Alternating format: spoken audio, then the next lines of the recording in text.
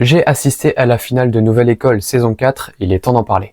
Alors si vous suivez la chaîne, j'en ai déjà parlé dans quelques vidéos, mais là il est temps d'en parler de vive voix maintenant que la finale est sortie sur Netflix. Alors pour vous remettre dans le contexte, c'était en juin 2025, il faisait très chaud. Malheureusement c'était pas mon jour, j'étais un peu malade ce jour-là, donc je suis bien dans le fond de la salle, ne me cherchez pas, vous ne trouverez pas. C'était assez intéressant le fait de voir les backstage, quand par exemple le CH ou SDM galère à dire une phrase à la répéter plusieurs fois. Il y avait également un chauffeur de salle, il y avait quelques prestats d'artistes inconnus qui venaient entre chaque prise, parce qu'entre chaque prise c'était très long d'attendre. Mais c'était une expérience sympa en globalité. Maintenant, pour revenir sur la prestation en elle-même des trois finalistes, sur Netflix, comme en live, TRZ, j'ai été moins touché. Après, le débat entre 2L et Shane de qui aurait dû gagner, ça, on va rentrer dedans maintenant.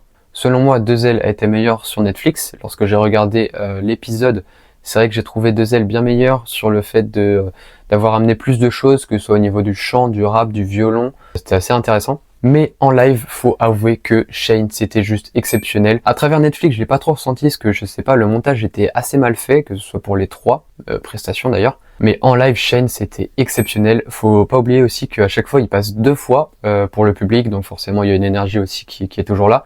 Mais là, pour les deux passages de Shane, c'était juste exceptionnel. La salle était en feu comme s'il y avait Travis Scott qui venait d'arriver. J'abuse un peu, mais vous comprenez le délire. Après qu'il soit parti, après son passage, il y avait encore les gens dans le public qui étaient en train de sauter alors que le son était plus là, en train de chanter son refrain. Alors on connaissait pas encore le gagnant, mais vu l'ambiance qu'il y avait dans la salle, on connaissait à peu près, selon nous, qui allait gagner entre 2L et Shane, parce qu'on avait tourné du coup deux gagnants potentiels. Et donc en conclusion, pour moi en live, Shane était bien meilleur, vraiment il a transmis les frissons, c'était exceptionnel. Mais quand je le regarde sur Netflix, c'est vrai que 2L était meilleur, voilà. Donc on espère voir la saison 5 peut-être retourner à quelques tournages. Dites-moi ce que vous en avez pensé de la finale de Nouvelle École saison 4.